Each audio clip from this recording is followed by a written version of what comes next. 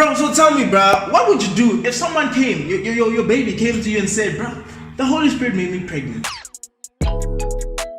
What?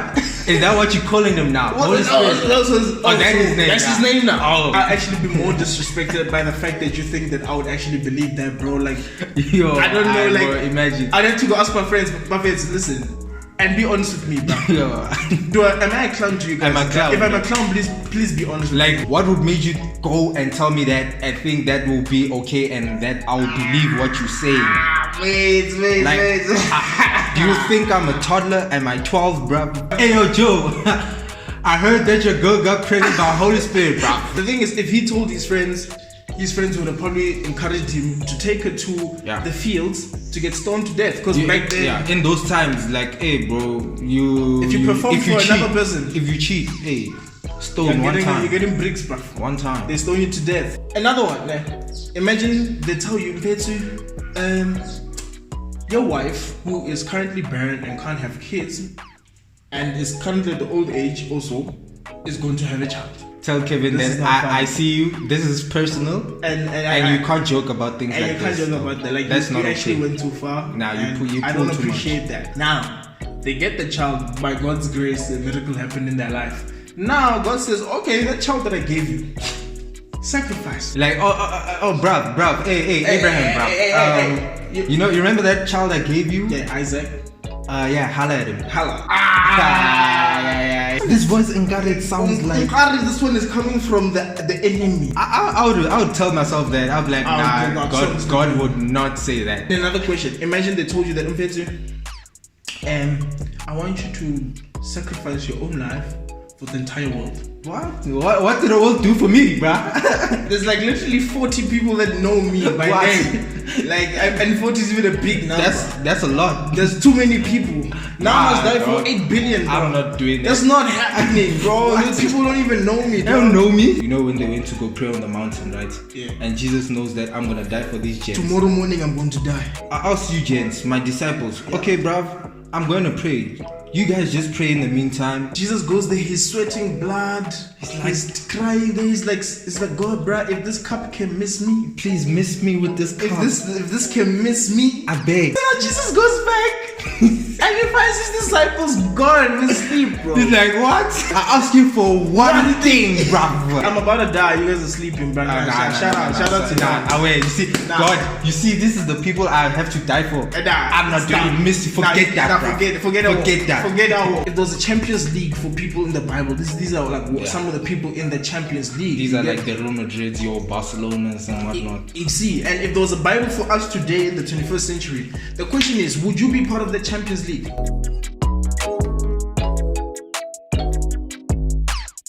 Remember Zozibini? Zozibini was applying for the presenter search things and whatever. I'm saying, imagine she got the job.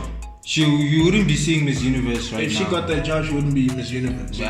But she had to be rejected first before she can be the person that she had to be. For her to realize that, you know what, maybe let me go to Miss SA. I may not be the most beautiful person that has ever stepped on that stage, but let me try it out. But let me go. So I mean, sometimes you have to be rejected in one place to be accepted in a bigger place. David was rejected in his own household. They're like, nah, you're not gonna be the leader of this house. He was Nama Musela.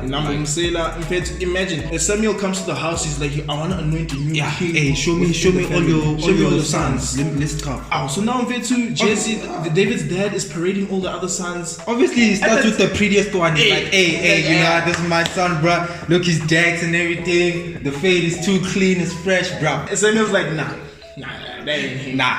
The father brought all the sons, all of them. Hey man, and then it's like, nah. Is there another one? There's one more. There's one more, man. Then the father's like, aye man, not him though. Oh, there's David. God. But David. They're like, okay. Just call David. Call him. And David came through. Samuel's like, no. No, Samuel's like, this is the one. David was rejected to be the leader of the household because he was meant to be a king of an entire nation. Imagine he led the household. So honestly speaking, there's always something God wants to set us for. That's something bigger that he wants to put us in. And we need to learn to accept that, right? You're not going to be recognized for performing well in a league that is below you. Exactly. It's like Usain Bolt running with high school kids. Wakalela, bruh. We can't recognize you for that. Exactly. You know, so you must run with people your size. So the bigger your gift, you're gonna run with challenges your size. Your size. You get me? So when you see things starting to get harder, you must understand it's because I have enough authority and power to, you know, defeat these challenges. But here's the thing, right? God's power is always available to us at its fullest. It's up to your faith. Imagine a stranger came to you with a bank card, right? Yeah. And it's like, here's a bank card, go withdraw whatever amount you want. Yeah. Take this card, go to the bank, withdraw any amount. Any amount. Any amount that you think is suitable. Yeah. How much would you withdraw? Yeah. How much would you withdraw? I mean, some of you will be like, I don't know how much it has. But let me just say 1,000. Maybe. Let's see. 1,000, maybe 500. Maybe 1.5. Maybe 1.5. I don't want to push it. I don't want to push it. I don't want to. Because I don't know how much he is. Well, what if he doesn't have one? He just said withdraw.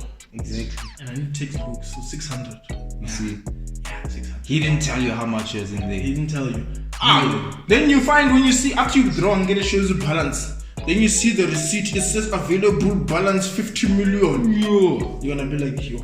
I should have withdrawn more. You see? Now it was because you didn't believe that there was this amount or what you decided so you underestimated the amount of money he had. Exactly. So you decided that you're only going to withdraw a little amount, and that is the exact same thing that you guys are doing with the power of God. You underestimate the amount of power that God has, so you use the utmost minimum, the minimist part of his power, and you know it's never going to work for you. You'll continue finding yourself fighting the same challenges over and over again, and not going anywhere. So now let's say you're ready to fight your challenges now. Okay, you say yeah, I'm ready. Yeah, I got this.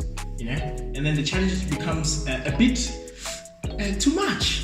You're like, okay. I understand this one was for me, but you could have toned it down a little bit. You know what I'm saying? Yeah. You can't win a fight that you do not go to. Otherwise, it's a forfeit. That's a forfeit. You get a forfeit. You can be in the Bible.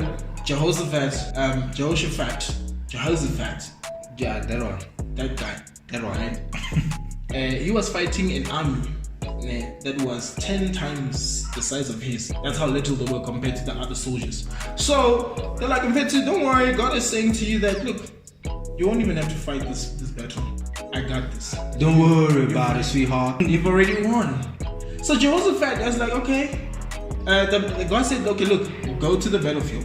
And then they went there. And you know what the great thing about Jehoshaphat is that his faith showed in the way he set up his army. You get me? The thing is, you know, in your army, and I explained this before, in your army you put all your best soldiers at the front line. Your steerings. Jehoshaphat's like, well, God says we're gonna win anyway, so might as well put my worship team at the front so we can imagine put Drake in the front there. The Bible says as soon as they started singing, the enemy started attacking themselves. They got confused and they started killing themselves, and then they won the battle, bro. Show up to your battles, don't run away from them. Go to them, because that's where God is trying to give you a victory. Your victory is in your challenge. Sometimes Jesus wants to call you out to the storm. He's like, okay, remember Peter? Peter had to go and meet Jesus in the middle of a storm. Yeah. Moses had to climb 3 days a mountain to go and be with God. Shadrach, Meshach, and Abednego had to go through fire to experience a new side of Jesus Christ, a new side of God. Daniel experienced a new type of grace from God when he was put in the lion's den. So you're going to experience a new side of God when you get through your challenges. You need to be inconvenienced in order to experience. To be convenienced. Yeah, to be convenienced. That one. With all of these things that we're talking about and all these people that we're using as examples, there's one thing that they all had in common. Was a relationship with God. They were like this. They were best friends. So which means that you need to also have a good relationship with God. You need to pray. You need to read the Bible. You need to make sure that you devote everything to God. If there's anything in your life that is taking precedence over God, whether it be your cell phone, social media, your school books, your girlfriend, your boyfriend, groove, what else? Anything else. Anything really. Those are called idols. That is an idol in your life. So you may think, no, it's when you worship statues and all that. It's not that. Anything that you put above it's God. Time, yeah. It's anything. The amount of time you spend reading your Bible versus the amount of time you spend on your phone. Yeah. If one is more than the other, that shows which one you value more. Yeah. So let's change, Mafetu. Let's read the Bible more and let's become part of the Champions League, the spiritual Champions League. I hope you guys enjoyed this video. I hope you guys will share. I hope you guys will subscribe and like and share and subscribe and like and share and subscribe. This was Ministry of the Body, everybody, and you know that your body is a ministry and it's talking while you are quiet.